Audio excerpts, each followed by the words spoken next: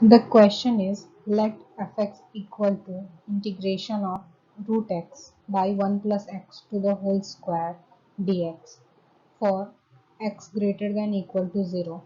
Then f3 minus f1 equal to, we have to find the value of f3 minus f1 from the given 4 options.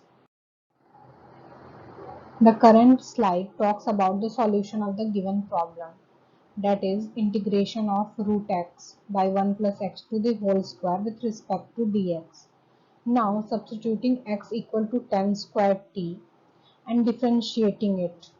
We will differentiate this equation in terms of t so that 10 square t can be considered as x to the power n, because we have read about this x to the power n formula whose derivation with respect to x equal to n x to the power n minus 1.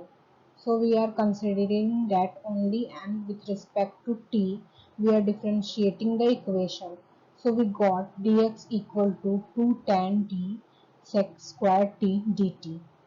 Now we will use the value of dx from here and the value of x from here and put this in the function, that is fx. Then we will get the function as given.